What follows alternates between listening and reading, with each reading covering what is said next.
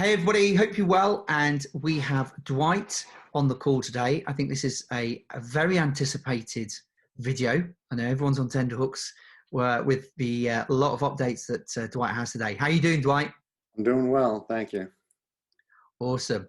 Now, I know Dwight wants us to watch a video at the start of this talk today. So we're just going to let that play.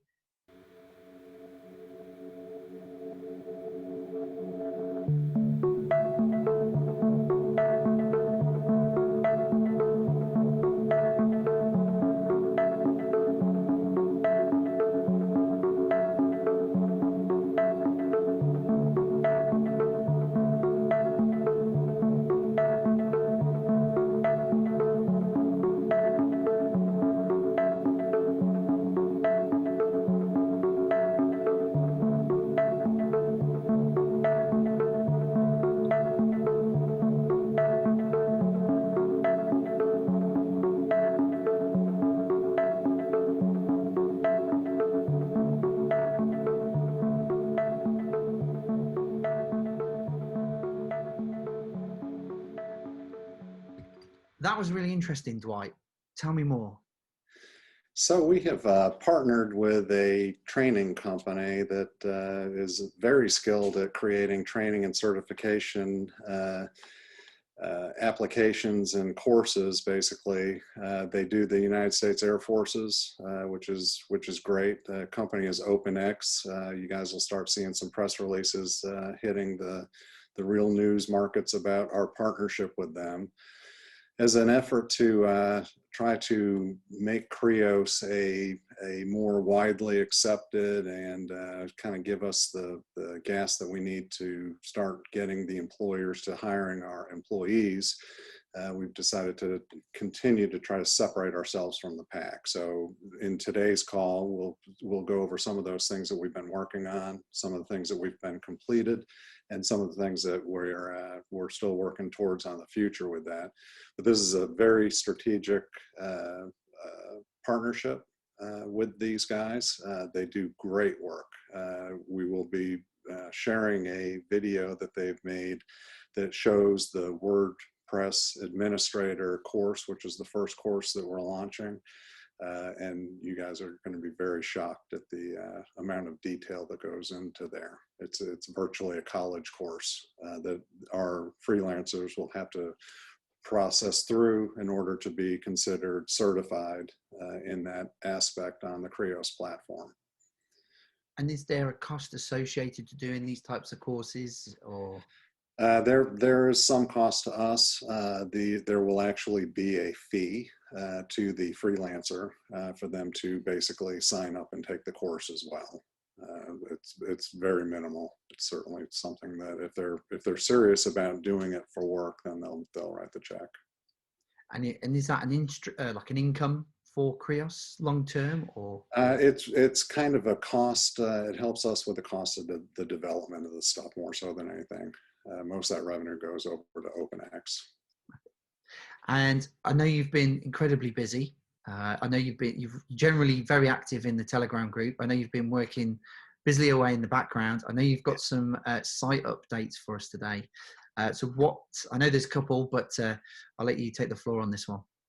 Yeah, so by October 1st, we're hoping to get it done by the end of this week, actually, but we are going to be reducing the number of categories that are out there to make it a little easier to flow through the system. There's going to be some site changes as far as the look and feel of it to make it much, much more friendly to the employers, especially employers that aren't used to using freelancers. That's kind of really what we want to target as a market, so that we're not really having to compete directly with the current guys that are out there. We're looking to get some of the new people in there, and then as we do that, create some additional marketing to getting the people away from the other places. So I think, quite a few months ago, probably 6 months ago, one of the ideas that we had was to have some sort of a finder's fee for freelancers bringing their employers to our site. We're working through a lot of that and creating a system that lets that freelancer know that they're safe, but more importantly, also lets that employer know that they're safe. One of the other things that we've done, it's been brought to our attention from a lot of freelancers, quite honestly, is the lack of continuity when it comes to some of the data that gets stored on our competitive sites like freelancer.com and Upwork. That they'll be doing messaging with the employer, and the employer says, I'll give you an extra $500 if you do this. Well, magically, those messages go missing, and, apparently you can add and delete messages on their platform. So what we've done is we've taken the blockchain, and we are now writing a lot of the record keeping type stuff, including messages between the employer and the employee to the blockchain. So it's there forever. Nobody can mess with it. It is encrypted. We have the keys to unencrypt it. We'll probably develop a part of the site that allows the employer and the freelancer to kind of decrypt it so that they can kind of go through their own stuff. But right now, everything's being saved. So that's pretty important. I think that's going to give us some distance between us and our competitors as far as the legitimacy of the platform as well, which is good. And we're eating our own dog food. Right now, we're posting this stuff out on Tron, primarily because the fees for posting data up to it are palatable to us, unlike Ethereum. Ethereum kind of got a little bit crazy with all the DeFi stuff. But, instead of paying $3.50 per message to post, we're paying about 3 cents. So good news with that is the code is written in such a way that we can change that pretty easily for ourselves. So if Ethereum goes back down, we can jump back over to Ethereum, and by timestamp, we can tell which place it's at. So it should be pretty easy for that. Some of the other things that we're doing,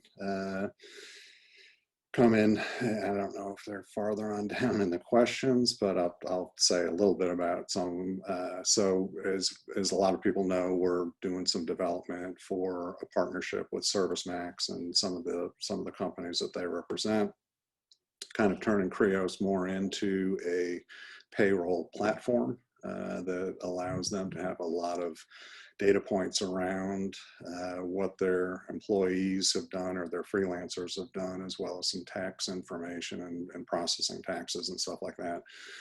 We're about 45% of the way done through that development. With that development, though, the nice thing is that it's not specific to them. So it's going to open up the opportunity for us to reach out to a lot of other companies that might not want to have W-2 type employees as much as they'd want like a 1099 employee. So we can cover that. We've got all the legal stuff done with that, and we're ready to kind of roll that out. Hopefully mid fourth quarter, we're kind of looking at that all rolling out and wrapping up. So, and that seems like a rather lucrative revenue stream to what was the original idea, I suppose, with getting just freelancers to the site. Yeah, it's relatively lucrative. We probably make twice as much profit on a freelancer job as we would in this situation, because really we're kind of more of just an accounting package for them. But that being said, the deals are much bigger. It's not like we're doing a $500 web page. We're doing a $75,000 a year salary. So it's definitely more lucrative to us. It's at a lower margin though. So it's the old classic, more volume, less margin. Yeah, I know the vibe. This is the number. You're surprised. The number 2 asked question, not number 1. We're saving that for the very end, and I think most people will know what that is. I can guess what that is. So the number 2 most asked question was the TNC update. Yeah, so TNC, we're still working through it. I can't get into a lot of details. I'll give you some highlights of it. It's not a dead deal. It appears that there are some funds that we're going to be able to go after. Some sizable funds is what we're hoping for, versus just ending up owning TNC, which wouldn't help us a whole lot. But we are in the process now of trying to pierce into South Korea. They all kind of ran from Dubai to South Korea, and we're working through the legal system over there in conjunction with the Dubai legal system. So it's been an expensive legal bill. We'll just say that at this point, but I think at the end of the day, it's probably going to be worth the money spent. And I think hats off to you for outing them, because a lot of the other, I mean, on the video that we did, or the scan video I did, I had a lot of feedback or negative stuff from other people. No, it's real, when we knew it wasn't, unfortunately. It's not. And they continue, they're continuing the sham. I mean, they're still trying to pull more projects in and do more stuff, but still nobody has received any TNC. Nobody's gotten anything for what they gave up. So that's the unfortunate, sad truth. And I mean, it's, you know, if you look at their markets, I mean, hell, they're thinner than our markets are, you know, and supposedly they've got, you know, 5 or 6 projects now in there, and they got all this money and all this kind of stuff. And I mean, at any given time, a couple $1,000s can drag them down to a 0-cent token. So, you know, and that's probably why they're scared to give out the token, because they know it will crash. It ain't going to be no 9-10 cent payout at this point. So no. 0.0000. Yeah. So if we can't get the money out of them through the market, we'll get the money out of their ass, I guess is the best way to say it. Awesome. And will that go back into Krios and fund different? 100%. Yeah. So the plan is, on the date of execution of whatever funds we would receive, we'll do a timestamp on our blockchain and then distribute the cash out. So that, you know, if you're gone and you don't own it anymore, then you're not going to benefit from it. If you still own gig, then you'd benefit from that. So yeah, that is definitely the plan. Awesome. I think that'll cheer a lot of people up there. Yeah. In fact, I'll make this commitment to everybody. Even the legal fees, I'll eat. So we won't do that. It'll be 100%. Whatever that payout is, will be distributed to the blockchain. Awesome. So, I think that'd be most appreciated by everybody in the community. So, well, thank you, Dwight. There's been one thing that's obviously been knocking about a bit, the old COVID. That's had an impact across the world globally. Every business has either been hit hard or they've gone through the roof, you know. Yeah. You know, how has this impacted Krios over the last 6 months? Because I think that's important, because there's a lot of questions around how's business, how many jobs are coming through, etc.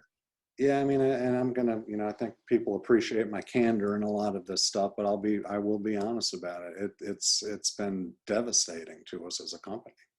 You know, thank God we don't have 200 employees that I got to write checks to. You know, and we're able to survive the COVID hit that we're seeing. We have very little employment going on. And without employers, we don't have revenue coming into the company. I mean, that's the truth of that. So, you know, fortunately, we have the digital track that can help out. We also, you know, I continue to work with other larger companies and try to get them to use freelancers. For instance, the video that was at the beginning of the interview, OpenX will be utilizing some of our freelancers and their talents within their system, as well as they develop applications for the Air Force or for us, which is great. And that'll all be part of that press release that comes out this week. So. Awesome. And then I suppose you know, as COVID starts to disappear, things start to ramp up. What's the marketing plan going forward? So like I said, I think October 1st, we're actually going to start doing ramping back up on the spend of the marketing. People, if they go to blog.krios.io, you'll start to see that we're starting to fill in more articles out there. We've already paid to have a bunch written for us and posted out there. We're going to try to get at least 1 or 2 of those a day out there to kind of prime the pump and the SEO and all that other kind of stuff. But we're going to ramp it up. I personally believe that I think we're, you know, as President Trump said here in the U.S., we're kind of rounding the corner. It looks like, I think, you know, science has gotten a hold of ways to mitigate the amount of deaths that were predicted. There's a lot of people dying, but I mean, we also have ways to keep them from dying that we didn't have 3 months ago. So I think we are going to start to see that rounding. What's interesting is conversations I have with all kinds of people. I mean, whether it's, you know, partners in the digital track side, or whether it's companies that I'm trying to, you know, evangelize Krios to, they all say that the world has changed, you know, and that it's changed to the point where I was talking to somebody about 3 hours ago. I'm trying to remember the company they told me it was. I want to say it was some large company, and they literally wrote an $80 million check to their real estate company that it's a company that's downtown New York City, and they had rented all the space, and they had a exit clause where if you pay us X number of dollars, you can exit the thing and shut down. And they exited. They wrote the $80 million check to get rid of the space. So because they now realize that most of their employees can actually function from home. So that's obviously great news for us as a freelancing platform. You know, if everybody works at home, you don't have an office to go get an interview at. Over time, I think the freelancing side of an employer becomes greater, because now they realize, hey, you know, the guy doesn't have to sit in my office that's doing data analytics. You know, he's really smart. He knows what he's doing. Let me rent him instead of buy him. And that's kind of what we're trying to evangelize out there. No, and I would second that. Obviously, working in quite a sizable business, I think it's the world's largest snacking company. I mean, everybody's working from home and it works. I speak to my buyers in some of the biggest employers in the world, you know, it's retail, and you know the buyers themselves are working from home and it's working. I speak to other big companies like Walker's, they're working from home, it's working. So yeah, and I know they're disposing of space. I think sadly we're going to see some things go away that we really kind of probably don't want to either.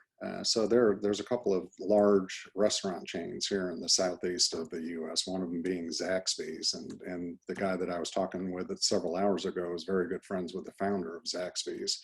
It's a chicken restaurant, outstanding food, super high calorie, but the food is good. But they posted their highest profit numbers they ever had last month. And they have all their stores shut down except for drive-through. So by getting rid of the sit down part of the store, they're now making a lot more money. And I don't want to see that, because I like eating inside a restaurant myself. I'm not a big drive-through guy, but you know, I think that that's kind of going to be the new normal. I think that we see is that people are just, you know, you don't have to get out and sit down to eat, or you don't have to sit down at the office and, you know, be in a boardroom. You know, Zoom, it blows my mind away, to be honest with you, how many people are using the internet like we are right now, on a relatively high bandwidth cost. I mean, video is expensive, and we didn't crush the internet. Or, you know, here in the US, you know, a lot of our schools went to virtual. Well, guess what? All the schools gave the kids a Dell computer. I mean, how the heck did Dell kick out that many computers? I mean, when you start thinking about that globally, you know, humans will always find a solution to a problem. That's why we're the dominant species. I mean, that's kind of at the end of the day, we're going to figure it out. And it's kind of surprising to see how something that was really truly a global pandemic has been lightened by innovation. And I think freelancing fits right in there. I think we're perfect time, perfect place. So not that we wanted to see, you know, COVID come along to help us out or anything, but I do think as we stay the course, and we create some unique things about us versus other companies, whether it be payroll services or whether it be certifications that are really certifications. You know, some of the other companies, you know, somebody will say, well, you know, you can go to LinkedIn and you can get certified there and blah, blah, blah. Well, you know what? If you go to even Krios.io, we have people out there that are hawking their services to go take the test for you. So how legitimate is that? It's not, okay? Yeah. And that's one of the reasons why I sided with the OpenX guys, is because of their DoD or their military background and working with the US Air Force. And that was something I was very adamant on, is you can tell me exactly who's taken that test. And they said, absolutely. We know if somebody in India is taking it for you or not. So I think as we expose more of those problems that are out there in this industry, especially, and we come up with solutions to them, it's just going to further the name brand of Krios. That's interesting, because I didn't realize that they would be able to specify, and two, I didn't realize that people were offering their services to take tests. Yeah. It's ridiculous. I mean, if you want to be Cisco certified, you can pay somebody $50 and they'll go take the test for you. I wish I had that at school. Log in on your account and take the test. I mean, it's ridiculous. So I could have got someone to sit my GCSEs. Yeah. I would have passed with flying colours first time then. Yeah, exactly. There's another question, a burning question that was coming out, was about platform buys. I know there's quite a few people at the moment have some money in, have bought the token or the tokens previously to be able to buy the Krios tokens. What's happening with that? Yeah, so I mean that's kind of a two-edged sword. Personally, I don't want to see it go away because I think it allows people that are non-crypto people to be able to participate in Krios. You know, I've always looked at Krios or gig as a token more as a stock certificate than an actual cryptocurrency to be traded and all that other kind of stuff. And if we remove the ease, that if anybody's used it knows how easy it is. I mean, you literally put your credit card in and say how many dollars you want, and it converts it to gig if that's what you want to do. Into, you know, having to teach somebody how to create a wallet, how to keep their code word safe, and, you know, our private key. And then, you know, here in the US, it is a pain to buy cryptos. I mean, there's no easy way to buy cryptocurrency. I mean, there's some ATMs going around, but that scares everybody. You have to know how to put it on a wallet and all that kind of stuff. So I don't want to really see that go away. What we have done recently when we reopened it was that it is an average over time versus somebody being able to game the system, drive the price down to, you know, 1/10 of a cent, and then buy up a whole bunch, and then, you know, us try to get the price back up. So it's an average over time, and then we also charge an extra 10% for it. I'm toying with the idea of changing that to maybe 20% or something like that. So, I mean, I'm all ears. I'm not an autocrat, although a lot of people probably think I am. I'm not. You know, I do enjoy the input from other people and you know, weigh it against mine. So, I mean, that's if everybody's got a lot of input, then we can change it. You know, the downside is people say, well, they're not affecting the token price. It does, because normally what we're doing is we're taking that money and going out back to the exchanges ourselves and buying it. Now, that being said, we're buying it. We're very good at arbitraging our own stuff. I mean, I think I've mentioned that on several videos. So when we take that money from that person, we're actually probably making more money or getting more of the gig back into the company than people would understand. But now, no, it does not drive the price up dramatically. So where if somebody came in and said, I want $10,000 right now, it would be at twice the price. So I do see that part of it. And I know that obviously we've got two fighters that we've recently sponsored. We've got Mo, and we've also got Natty, who's fighting for the Cage Warriors World Champion chip, which hopefully we'll see. If he wins that, I think he'll definitely get into the UFC, which would be amazing, because we've already had Jai Herbert who got into the UFC and fought on Yas Island, which was very exciting. One of the most controversial fights of Yas Island as well, which was, again, another highlight. But both of those guys have taken their sponsorship payment in gig token. Again, I'm helping them with it, but again, it just shows that more and more people want to get into what we're doing and the potential growth of the company as well, which I think is really exciting. Yeah, we probably need to do some more press around those guys too. You know, we thanks to you, James, you know, we've been lucky to sponsor some winners for sure. I mean, you know, getting one of our guys into the UFC is, I mean, that's, high five on that, right? Yeah, and maybe two. So Yeah, maybe fingers two. crossed. 20, Yeah, I think it's the 26th, 27th. The fights are. yeah. They'll be on Cage Warriors. I'll drop links into the groups and stuff so people can check that out. There was also some questions on exchanges. I know that we have 3 at the moment. What are the updates currently with the current exchanges and potentially any future exchanges? Okay. So we have 2.5. Well, let's just go with that. Folgery is an exchange that is starting to cause some problems. Honestly, between us, I would suggest nobody putting money in there at this point and working on trying to get their money out. I'm trying to deal with their people that we paid to get signed up on them and all that kind of stuff, and they're just poorly run. I mean, I hate to call the company out, but when the guy that runs the project reaches out after paying you a pretty good lick of money to get on the exchange, and I end up with a support guy basically giving me a link to something I've already tried, that doesn't sound well. I mean, not that I deserve any special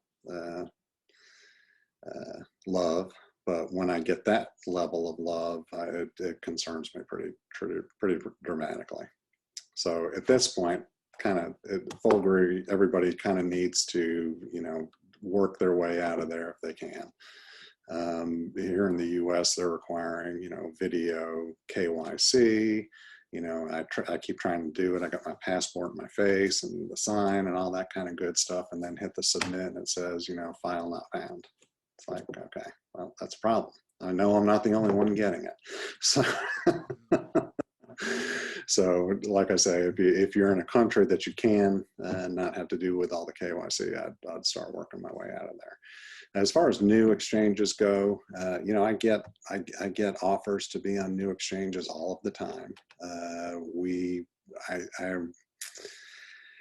I'd like to say that we need to create a deeper market.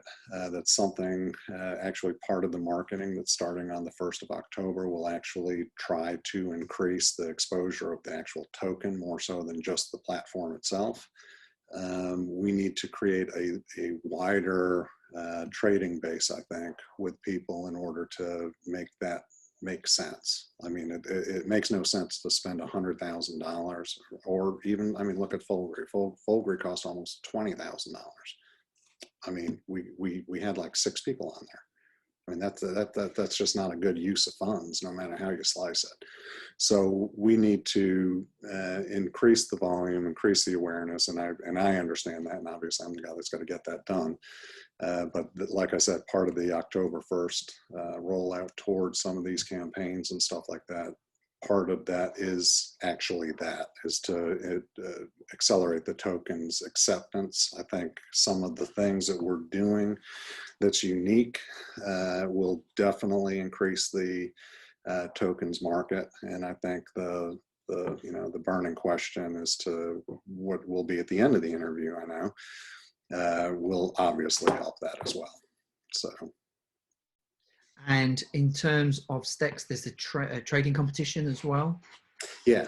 So we're back on track to working on the STEX trading competition. That's I'll take the responsibility of that. It's not the fact that STEX had issues with it. I was looking at a couple of other things that we wanted to try to get done around that. And I've been able to finally get a lot of that done. Some of the stuff I thought I could get done in a week, and it took longer. I'm not going to hold a trading competition for ourselves. I mean, that makes no sense. So we actually have ads already developed and generated. We've got some blogs that are going to be getting posted out there about the trading competition, and we're going to spend a pretty good lick of money on banner ads on some of the major sites like CoinMarketCap and CCN and CoinGecko.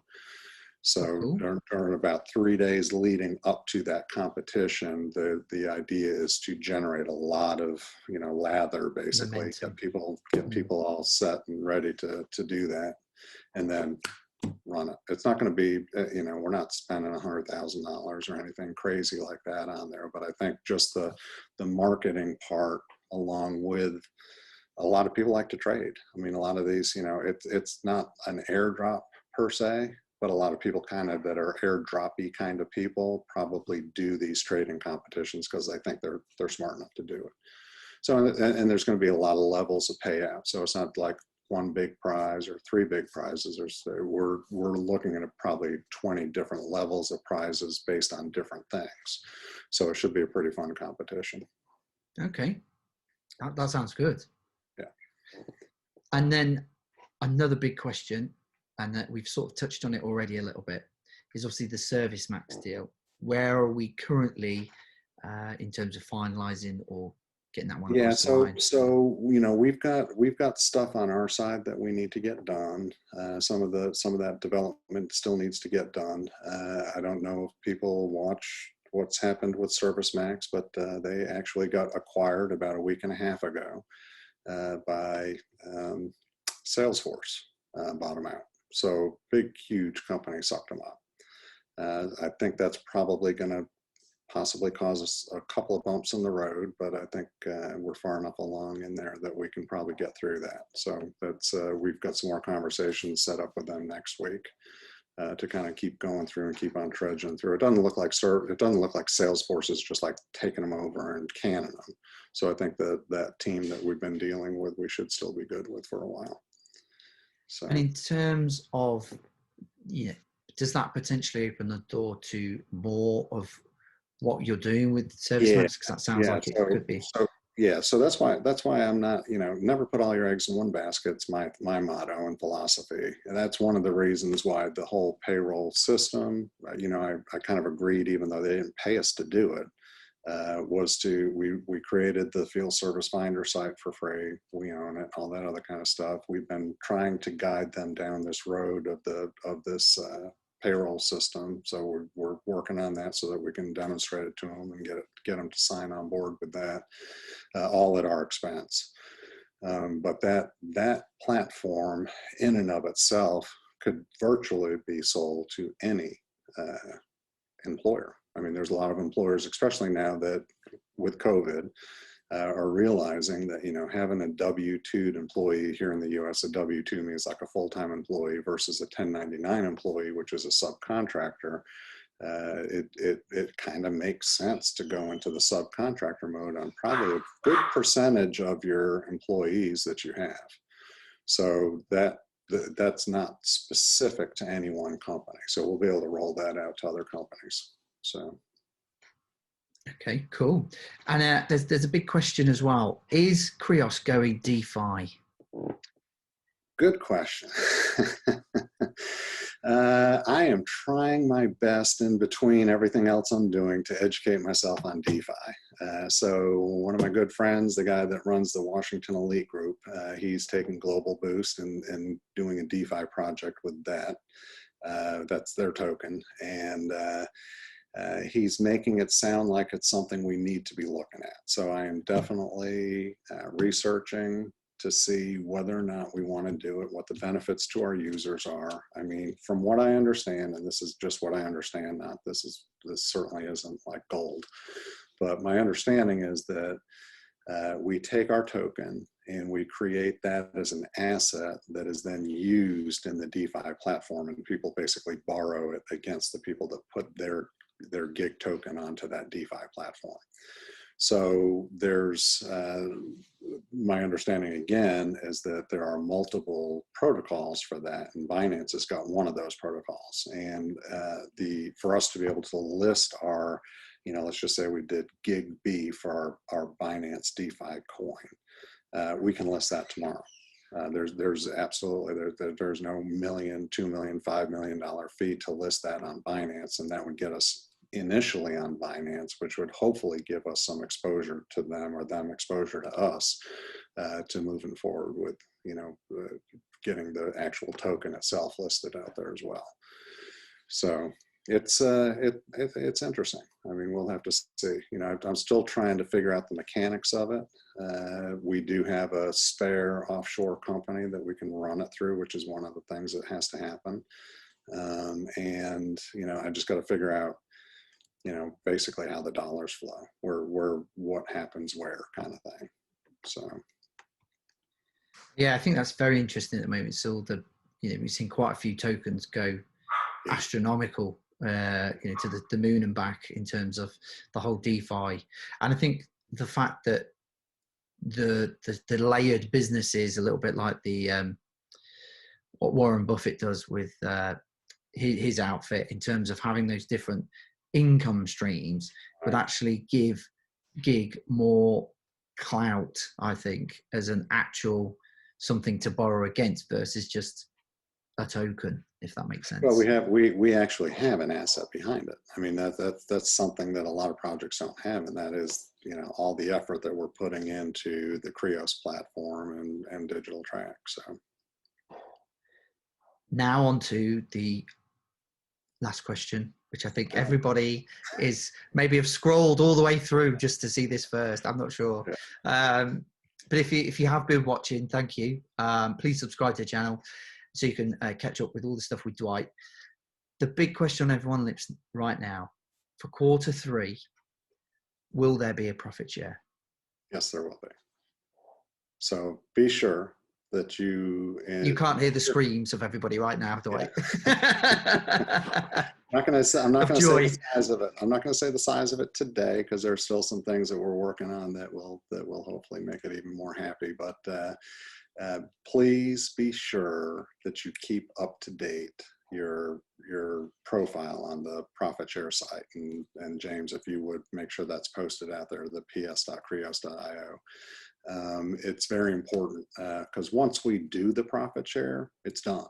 I mean, it's not like I'm if somebody emails me and says, "Oh, Dwight, well, I had my other Ethereum address in there and I had moved my gig over to LA token," or something like that.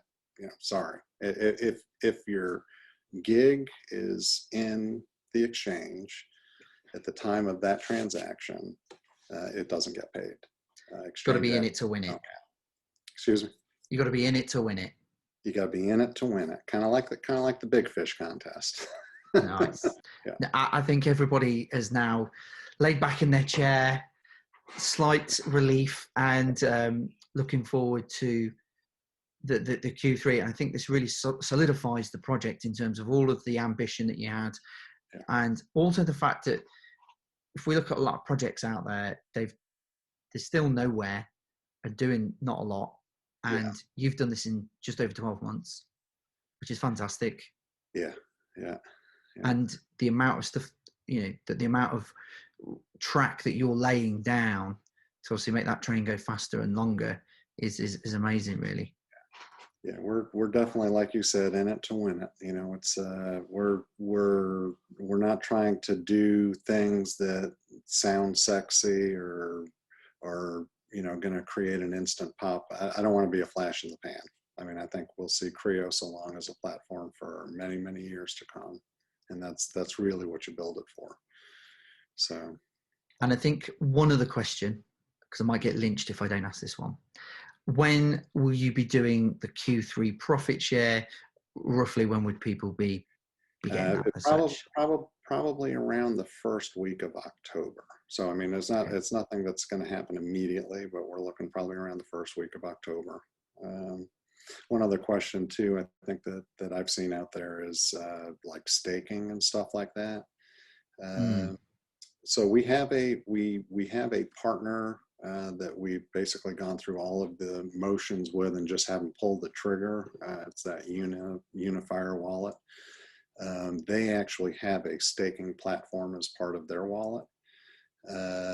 So I guess I'm looking for community input on that. If people want to see us do something with that as an not an alternative, but as a side thing as well as the profit share. So it would not replace profit share. It would just be a different way to increase your assets. Okay. And the difference between my understanding on staking versus profit share is profit share is going to pay out in ETH, staking would pay out in Krios or gig. Sorry. Okay. So. Double bubble. Yep.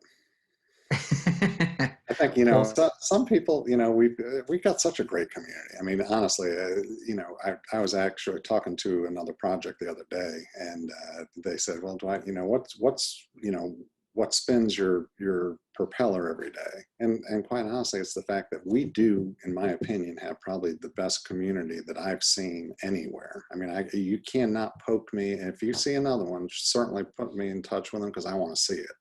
But you can't go into another Telegram group. And even though every now and then people get a little feisty, the sentiment is just always positive. I mean, everybody understands where we're at. We've got mature adults in there that, you know, for the most part are willing to be patient as we actually build this thing out, which is good, you know. So I'm proud of that. I look forward to the input, whether it comes about on the staking. You know, we've had some people ask, is there ways that they can help to, you know, help Krios, help the project out? You know, yeah, there's a lot of stuff. You know, let me know what your skills are and let's see if we can't plug it in, you know, whether it's writing a blog or whether it's just posting stuff out around and trying to get more exposure for the project. That's all time well spent. You know. And how would, if someone was in the community right now, maybe they've not spoke to you or talked to you before, what's the best way that they can touch base with you? So you can ping me on Telegram. It's at dringdahl, or you can email me and it's dringdahl@krios.io. So I'm wide open. I generally will try to get to those emails within 24 to 48 hours at worst case situation, even on the weekends. So. Awesome. And I think, you know, that we've got a good community, and that's by it's not by chance. It's been through all the hard work that all of us see you do, the transparency of the project and everything, you know, the good, bad, the ugly. We've had everything today. You know, the whole transparency of things, and we're not left filling in the gaps as such. So it's really great in that sense. And I think this is what a lot of projects are missing, you know, that they're not as transparent as yourself, and maybe don't have the vision, I'm going to say. Well, I mean, if you're trying to hide something, you're probably lying about something. I mean, you know, I'll take it in the chin. I mean, we've not made 100% right decisions here. You know, COVID kind of caught us off guard a little bit. It would have been nice to have been, you know, 3 or 4 months ahead of COVID than where we were at as a project. You know, TNC completely kicked me, you know, pardon the French, in the nuts. You know, it was completely unexpected. I mean, if they played the long game, they played it with me really well. I mean, you know, from flying me up to New York at the Rockefeller Plaza for a big opening and all this other kind of stuff, and meeting, you know, kings of Saudi Arabia and princes and all this other kind of stuff, to, you know, finding out that they basically had ill intent from day one. I mean, it's just they played the long game. So unfortunately, I can't say I'm 100% right all the time, but I'll always do the right thing. So. It's all about batting average, isn't it? Yeah. Yeah. You strike out enough, you're gonna get that home run. Yeah. Awesome. Well, thank you very much, Dwight. I really do appreciate the time that you've given us today. And again, I think we'll have an update summary of the call, which will go into Telegram. So if you don't get a chance to watch the video, that will also go out as well, just as a summary, so you've got something at hand as well. So massive thank you, Dwight. Yeah. Thank you. Have a good day.